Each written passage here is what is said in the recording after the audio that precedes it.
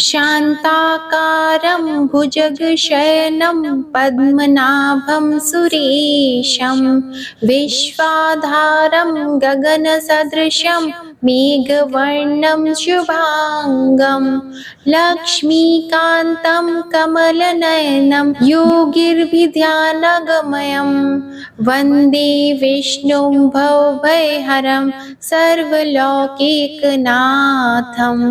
अर्थात हे समस्त देवों के देव, जिनकी नाभि में पद्मा है, शांत आकार के नाग पर शयन करने वाले, विश्व के आधार, आकाश जैसे विशाल, मेघों से रंग वाले, लक्ष्मी के पति कमल से नयन वाले, योगियों के समान ध्यान मग्न, समस्त लोकों के नाथ, सबका संसार भय नाश करने वाले विष्णु, आपका हम वंदन करते हैं। ओम श्री विष्णवे नमः।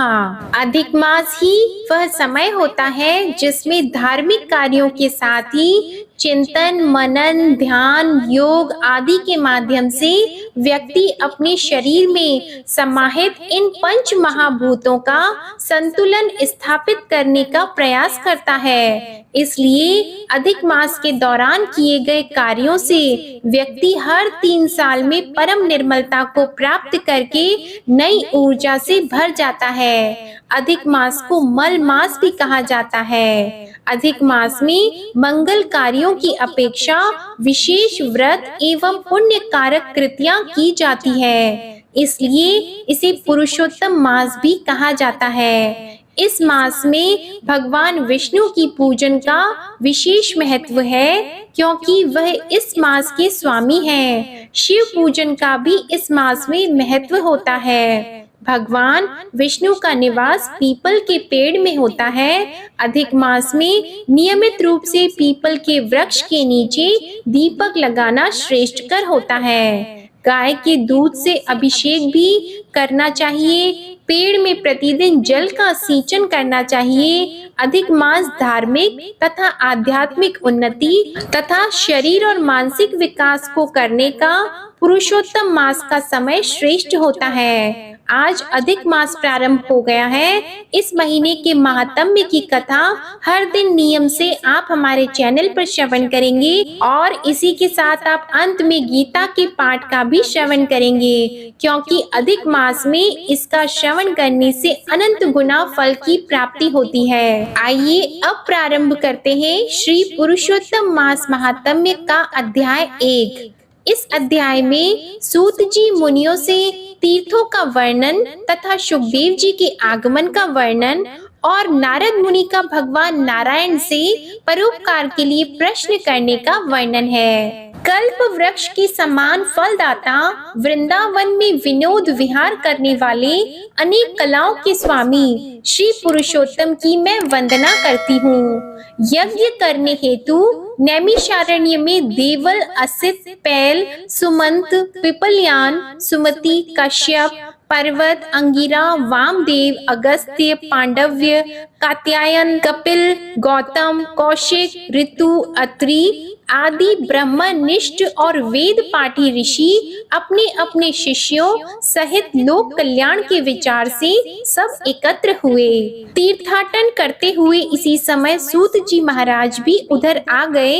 उन ऋषि मुनियों ने श्री सूत जी को देखा तो सभी एक साथ आदर भाव से उठकर खड़े हुए। मुनिगण हाथ जोड़कर बोले, हे सूत जी महाराज, आप चिरायु हो, आपके लिए यह मनोहर आसन है, इस पर आप विराजमान हो। और इतना कह के वे ऋषि मुनि बैठ गए। सूत जी के सुख से विराजमान होने पर ऋषि मुनियों ने सूत जी से कहा, हे सूत जी महाराज, आपने जिस कथा को सर्वश्रेष्ठ सार रूप विचार कर रखा हो, जो भव सागर से पार लगाने वाली हो, ऐसी कथा हमें आप सुनाने की कृपा करें। ऋषि मुनियों के ऐसे विनीत भाव से कहे गए वचनों को सुनकर सूत जी करबद्ध आदर भाव से कहने लगे, हे मुनिगण, मैं आपको ऐसी कथा अवश्य सुनाऊंगा मैं सभी पुण्य तीर्थों का भ्रमण करता हुआ कुरु और जांगल देशों में होता हुआ हस्तिनापुर जा निकला।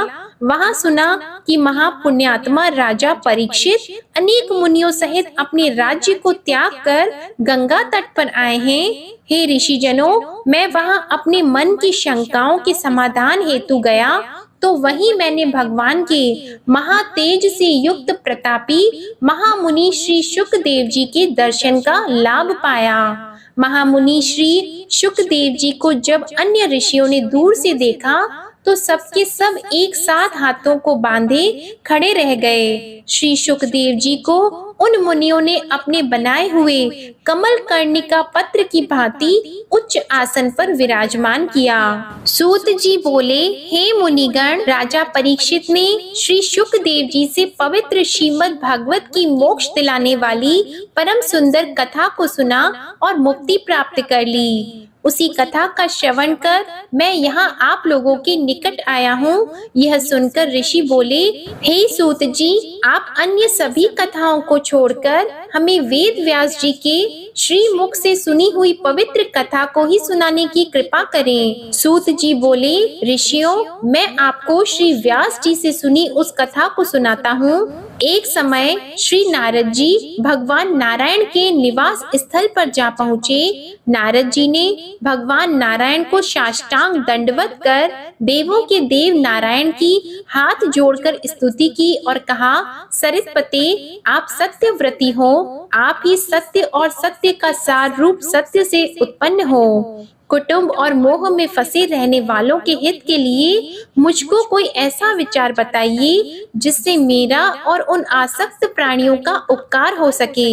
मैं आपके श्री मुख से श्रवण करने की इच्छा से ब्रह्मलोक से यहाँ आया हूँ। नारद मुनि के वचनों को सुनकर ऋषिपति भगवान ने हंसकर संसार को पावन करने वाली पुण्य कथा कहना प्रारंभ किया। नारायण बोले, हे नारद, अब वृंदावन बिहारी श्री कृष्ण की पुण्य कथा को सुनाओ। मैं तुम्हें भगवान पुरुषोत्तम का अत्यंत अद्भुत महात्म्य सुनाना चाहता हूँ। इसके श्रवण करने से यश, कीर्ति, पुत्र एवं मोक्ष की प्राप्ति होती है। नारद जी ने पूछा, हे भगवान, यह तो आपने बड़ी अद्भुत बात कही है, कृपया सविस्तार मुझे इस कथा को बताइए। सूत जी कहने लगे कि हे मुनिगण, नारायण भगवान नारद जी के वचन सुनकर घड़ी भर मन को एकाग्र करने के पश्चात पुरुषोत्तम देव के विषय में बताने लगे। उन्होंने बताया कि पुरुषोत्तम नामक एक मास है जिसके स्वामी पुरुषोत्तम हैं। इसका व्रत करने से पुरुषोत्तम भगवान प्रसन्न होते हैं। नारद जी बोले, मैंने स्वामियों सहित चैत्र आदि मासों के महात्म्य को तो सुना है, किंतु हे प्रभु, यह पुरुषोत्तम मास कभी नहीं सुना। सो इसे कृपया मुझे यह बताइए कि यह पुरुषोत्तम मास क्या है। हे स्वामी, कृपा करके ऐसी कथा सुनाइए जिसके श्रवण, पाठ और आवरण करने से रोग, शोक और दोष आदि से मुक्त हुआ जा सके। अगले अध्याय में आप मल मास के अपमान के कारण दुखी होने का वर्णन सुनेंगे। इसके साथ ही अब आप सुनिए भगवद गीता का ये महात्म्य। एक बार की बात है जब पार्वती जी ने महादेव जी से कहा कि भगवान, आप सब तत्वों के ज्ञाता हैं। आपकी कृपा से मुझे श्री विष्णु संबंधी नाना प्रकार के धर्म सुनने को मिले जो समस्त लोक का उद्धार करने वाले हैं। देवेश, अब मैं गीता का महात्म्य सुनना चाहती हूँ, जिसका श्रवण करने से श्री हरि में भक्ति बढ़ती है।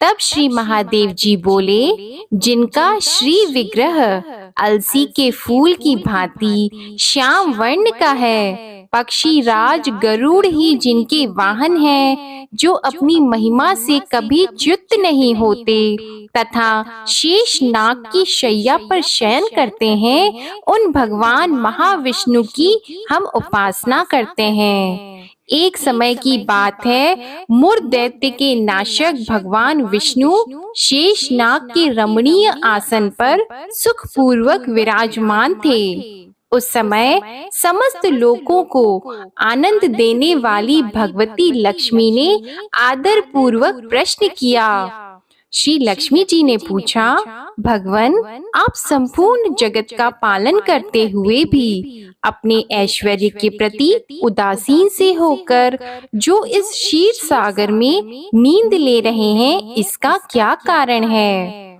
श्री भगवान बोले, सुमुखी, मैं नींद नहीं लेता हूँ, अपितु तत्व का अनुसरण करने वाली अंतर्दृष्टि के द्वारा अपने ही माहेश्वर तेज का साक्षात्कार कर रहा हूँ। देवी, यह वही तेज है जिसका योगी पुरुष कुशाग्र बुद्धि के द्वारा अपने अंतःकरण में दर्शन करते हैं तथा जिसे मीमांसक विद्वान वेदों का सार तत्व निश्चित करते हैं। वह माहेश्वर तेज एक अजर प्रकाश स्वरूप आत्म रूप रोग शोक से रहित अखंड आनंद का पुंज निष्पंद तथा द्वैत रहित है। इस जगत का जीवन उसी के अधीन है, मैं उसी का अनुभव करता हूँ। अतः हे देवेश्वरी, यही कारण है कि मैं तुम्हें नींद लेता सा प्रतीत हो रहा हूँ। श्री लक्ष्मी जी ने कहा, ऋषिकेश, आप ही योगी पुरुषों के ध्येय हैं। आपके अतिरिक्त भी कोई ध्यान करने योग्य तत्व है, यह जानकर मुझे बड़ा कौतूहल हो रहा है। इस चराचर जगत की सृष्टि और संहार करने वाले स्वयं आप ही हैं। आप सर्व समर्थ हैं। इस प्रकार की स्थिति में होकर भी यदि आप उस परम तत्व से भिन्न हैं, तो मुझे इसका बोध कराइए। तब श्री भगवान बोले, प्रिय, आत्मा का स्वरूप द्वैत और अद्वैत से पृथक भाव और अभाव से मुक्त तथा आदि और अंत से रहित है। शुद्ध ज्ञान के प्रकाश से उपलब्ध होने वाला तथा परम आनंद स्वरूप होने के कारण एकमात्र सुंदर है, वही मेरा ईश्वरीय रूप है। आत्मा का एकत्व ही सबके द्वारा जानने योग्य है। गीता शास्त्र में इसी का प्रतिपादन हुआ है। अमित तेजस्वी भगवान विष्णु के ये वचन सुनकर माता लक्ष्मी ने शंका उपस्थिति करते हुए कहा, भगवान, यदि आपका स्वरूप स्वयं परम आनंदमय और मन वाणी की पहुंच के बाहर है, तो गीता कैसे उसका बोध कराती है? मेरे इस संदेह का आप निवारण कीजिए। भगवान श्री हरि बोले, सुंदरी, सुनो, मैं गीता में अपनी स्थिति का वर्णन करता हूँ। क्रमशः 5 अध्यायों को तुम 5 मुख जानो, 10 अध्यायों को 10 भुजाएं समझो और 1 अध्याय को उदर और 2 अध्यायों को दोनों चरण कमल जानो। इस प्रकार यह 18 अध्यायों की वांगमयी ईश्वरीय मूर्ति ही समझनी चाहिए। यह ज्ञान मात्र से ही महान पातकों का नाश करने वाली है। जो उत्तम बुद्धि वाला पुरुष गीता के 1 या आधे अध्याय का अथवा 1 आधे और चौथाई श्लोक का भी प्रतिदिन अभ्यास करता है, वह सुशर्मा के समान मुक्त हो जाता है। श्री लक्ष्मी जी ने पूछा, देव, सुशर्मा कौन थे, किस जाति के थे और किस कारण से उसकी मुक्ति हुई? तब भगवान श्री हरि बोले, प्रिय, सुशर्मा बड़ी खोटी बुद्धि का मनुष्य था। पापियों का तो वह शिरोमणि ही था। उसका जन्म वैदिक ज्ञान से शून्य एवं क्रूरता पूर्ण कर्म करने वाले ब्राह्मणों के कुल में हुआ था। वह न ध्यान करता था, न जप, न होम करता था, न अतिथियों का सत्कार।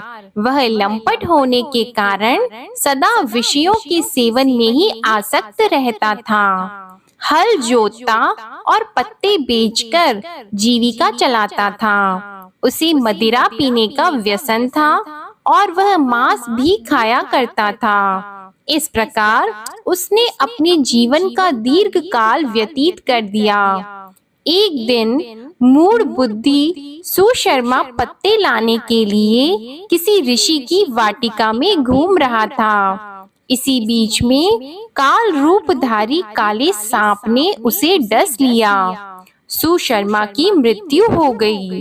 तदंतर वह अनेक नरकों में जा वहां की यातनाएं भोग कर मृत्यु लोक में लौट आया और वहां बोझ ढोने वाला बैल हुआ। उस समय किसी पंगु ने अपने जीवन को आराम से व्यतीत करने के लिए उसे खरीद लिया।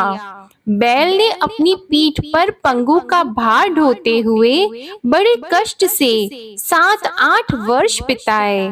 एक दिन पंगु ने किसी ऊंचे स्थान पर बहुत देर तक बड़ी तेजी के साथ उस बैल को घुमाया। इससे वह थक कर बड़े वेग से पृथ्वी पर जा गिरा और मूर्छित हो गया।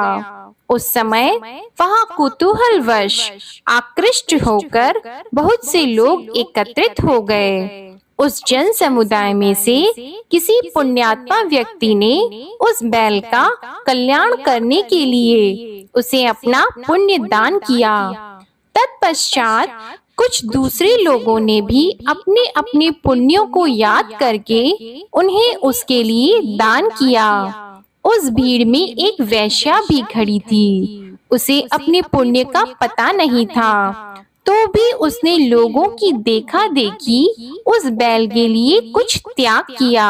तदंतर यमराज के दूत उस मरे हुए प्राणी को पहले यमपुरी में ले गए। वहां यह विचार कर कि यह वेश्या के दिए हुए पुण्य से पुण्यवान हो गया है, उसे छोड़ दिया गया।